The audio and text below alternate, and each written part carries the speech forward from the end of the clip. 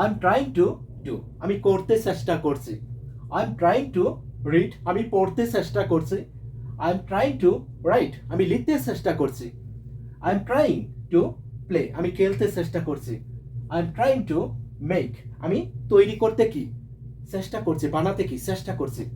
এখানে তুমি ডু এর পরিবর্তে এরকম যত ভার্বের প্রেজেন্ট রূপ রয়েছে তাদেরকে বসিয়ে দাও। এখানে সাবজেক্টের পরে যে কোনো সাবজেক্ট হতে পারে, তার সাথে অ্যামিজার থেকে যে কোনো একজন হবে। তারপর trying to, trying to, clear? তারপর শুধু ভার্বের প্রেজেন্ট রূপটা যদি বলতে পারি তাহলে কিন্তু হয়ে যাবে।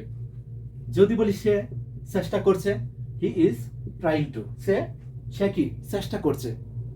ইউ আর ট্রাইং টু, তুমি চেষ্টা করছো। উই আর ট্রাইং টু, আমরা চেষ্টা করছি। দে আর ট্রাইং টু, তারা চেষ্টা করছে। Kamal is trying to, Kamal চেষ্টা করছে। যে কাজটা করার জন্য চেষ্টা করছি তার যে প্রেজেন্ট রূপটা রয়েছে সেটা শুধু এখানে বসিয়ে দিব, তাহলেই কিন্তু হয়ে যাবে।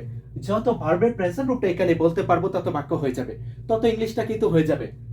আই এম ট্রাইং, আমি চেষ্টা করছি। হি ইজ ট্রাইং, সে চেষ্টা করছে। ইউ আর ট্রাইং, তুমি চেষ্টা করছো। টু ডু, করতে। টু রিড, পড়তে। টু রাইট, লিখতে।